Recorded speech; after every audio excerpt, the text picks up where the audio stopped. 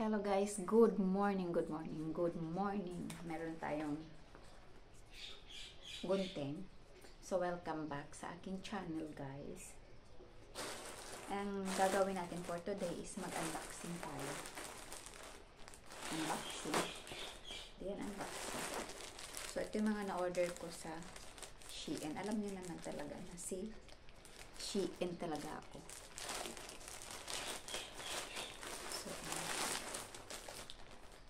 Bubuksan na natin. Tabi natin si gunting. So, ito yung mga nabili ko.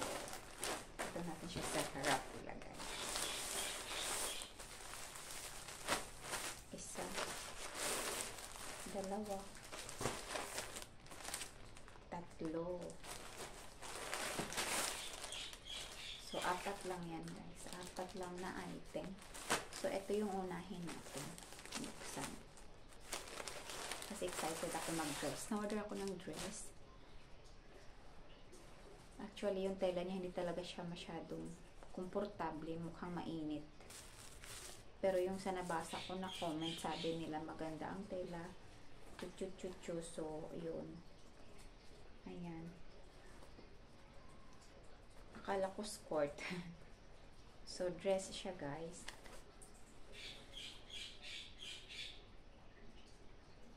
34. Akala ko ba 30? 32. So, XS yung in-order ko. Binigyan nila ako ng 34. Actually, ang XS naman is 32, hindi 34. So, yun. Sobrang laki niyang tignan. Ayan siya. Tignan na lang natin kung magkasya ba sa akin yan. At as usual, meron tayong bikini. Ito yung bikini natin. Bikini, sana maliit. Maliit nga talaga siya. So, maganda ang bikini. Maganda ang bikini, guys. Maganda ang kulay niya. Ito naman yung panty ng ay,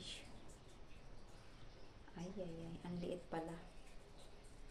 Ang liit pala talaga. Parang hindi siya straight sa may puwetan. Nung tinignan ko, parang ang laki ng may puwet niya. Maliit pala. So, yun.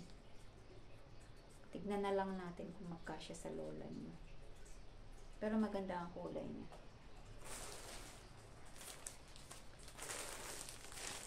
Ito naman, hindi ko alam talaga. Lalaki. Parang ayoko nang umorder. Kasi sobrang lalaki. Ito naman white ang in-order ko. Ang dumating parang beige. Para siyang beige. Pero siguro mukha siyang maganda. Ewan ko lang. Mukha kasi siyang mamahalin sa model. Ayan. Tignan natin kung anong size niya.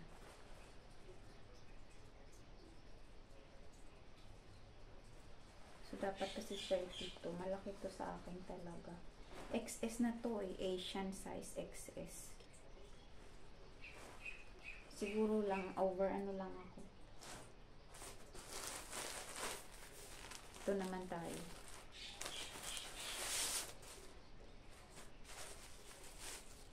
Siguro ganun din. Sobrang laki. Pag sobrang laki, hindi na talaga ako order. Parang sobrang laki na. So, ganyan siya. Matry natin.